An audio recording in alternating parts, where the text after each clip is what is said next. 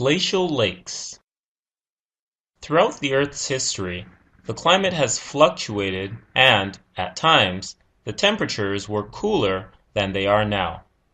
This change in temperature might have lasted somewhere between 2 to 10 million years and is referred to as an ice age.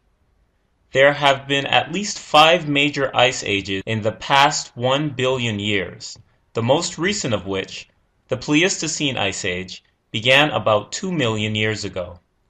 Glaciers did not continually cover the Earth during this time, and there have been interglacial periods where temperatures warmed slightly and the glaciers melted and retreated.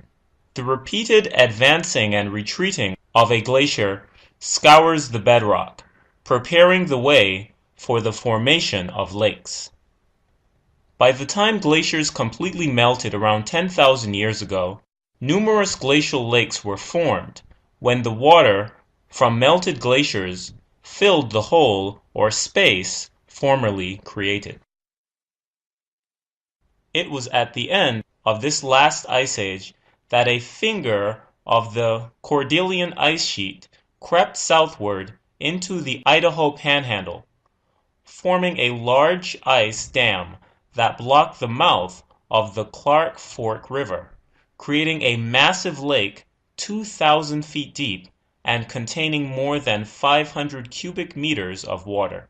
Glacial Lake Missoula stretched eastward for some 200 miles and contained more water than Lake Erie and Lake Ontario combined.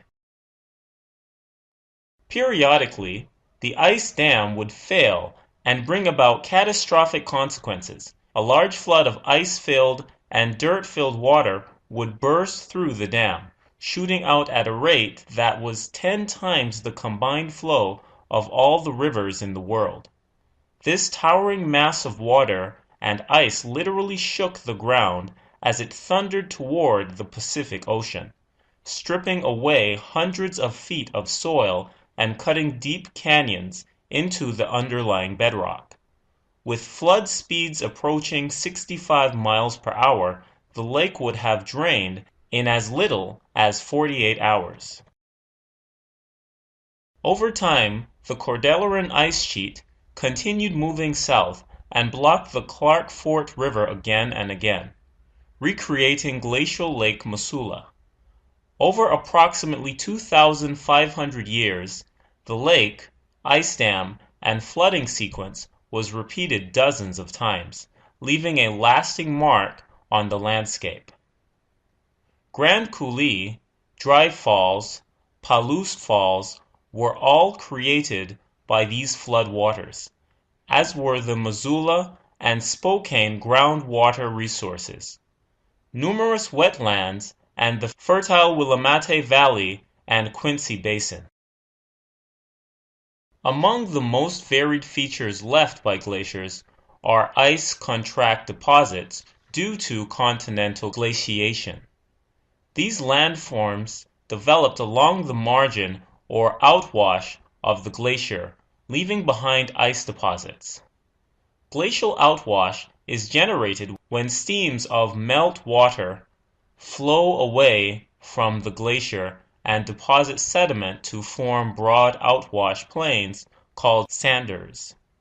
The flood caused by the receding glaciers or the sudden drainage of an ice-dammed lake often rapidly deposit large quantities of sediment onto the sander surface. During this process, kettle holes are often formed by the melting of a detached mass of glacial ice that has broken off a glacier and became wholly or partly buried, leaving a depression in a glacial outwash drift.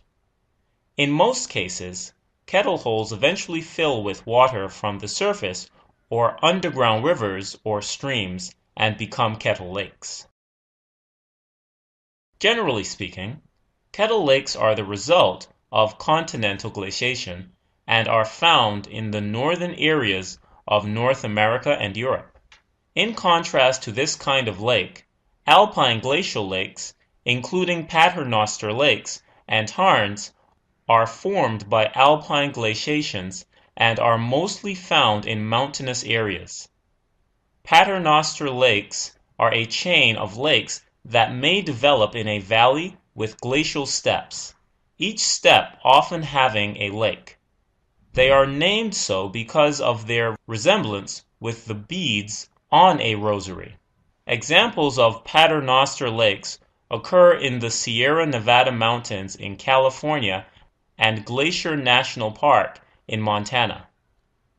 A tarn is a lake that forms when water, along with additional snowmelt, seeps down into the depression of a cirque, the bowl or amphitheater-shaped valley head characteristic of all alpine glacial landforms. The head and side walls of a cirque may be nearly vertical, while the floor is often carved into a shallow basin. Excellent examples of tarn lakes are found in North Cascades and Rocky Mountain National Parks.